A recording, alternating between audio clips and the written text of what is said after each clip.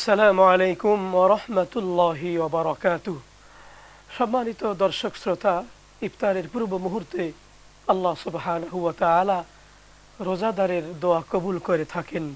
দোয়া হলো ইবাদতের মগজ। আল্লাহ বলেছেন, ওয়া ক্বালা রাব্বুকুম উদউনি আস্তাজিব লাকুম, আমাকে ডাকো, আমি তোমাদের ডাকে সাড়া দিব। আল্লাহকে আমরা ডাকবো অন্তরে অন্তঃস্থল থেকে, হৃদয়ে সকল আবেগ ভালোবাসা অনুভূতি উজাড় করে দিয়ে আল্লাহর কাছে আমরা সাহায্য চাইব, দোয়া করব। আপনারাও আমাদের সাথে দোয়ায় শরীক হতে পারেন। আল্লাহুম্মা আমিন। আল্লাহুম্মা আনতাস সালাম ওয়া মিনকাস সালাম, তাবারাকতা ইয়া যাল জালালি ওয়াল ইকরাম। ربنا ظلمنا أنفسنا وإن لم تغفر لنا وترحمنا لنكونن من الخاسرين। رب العالمين, গুনার বোঝা মাথায় নিয়ে রোজা রেখে ইফতারি সামনে নিয়ে আপনার দরবারে হাত তুলে ধরেছি। আল্লাহ, মাগফিরাতের এই সময়ে দয়াল নবীজির উসিলায় আপনি আমাদের জীবনের গুনাহগুলো আপনি মাফ করে দেন। আপনি যদি আমাদের মাফ করে দেন, কেউ আপনাকে জিজ্ঞেস করবে না কেন মাফ করছেন।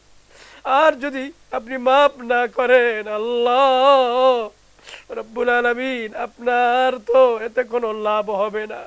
মাগফিরাতের এই সময় আপনি আমাদের মাফ করে দেন। আমাদের কবরবাসী মা বাবারে মাফ করে দেন।